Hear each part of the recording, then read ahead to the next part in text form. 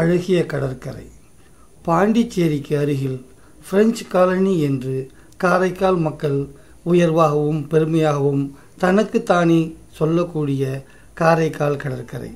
இதோ இங்கேதான் சுனாமியால் 260 பேர் இறந்தவர்களின் அடையாள நினைவு சமாதி இது.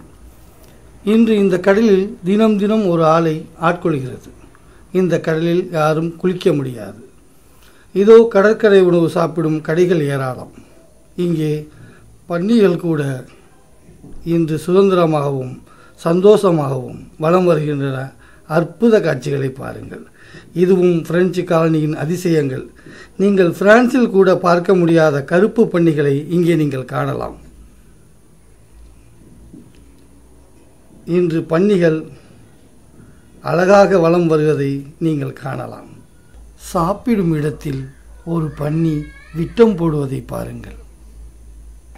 உங்களுடைய விருப்பு வெறுப்புகளை என்னோடு பகிர்ந்து கொள்ள நீங்கள் என்னுடைய இமெயில் மூலமாக என்னை தொடர்பு கொள்ளலாம். ஓர் முக்கிய அறிவிப்பு: திருடர்கள் ஜாக்கிரதை. இங்கே காரைக்கால், திருநள்ளாறு போன்ற ஊர்களில் பெண்கள் திருடர்கள் அதிகமாக உள்ளனர். மூக்குத்தி திருடர்கள், தோடு திருடர்கள், தாலி சங்கிலி திருடர்கள், மெட்டி திருடர்கள், மோதிர திருடர்கள் போன்ற ஹெட்ஃபோன் திருடர்கள், இது போன்ற பலவிதமான திருடர்களை இப்போது புகைப்படத்தோடு இணைத்துள்ளோம்.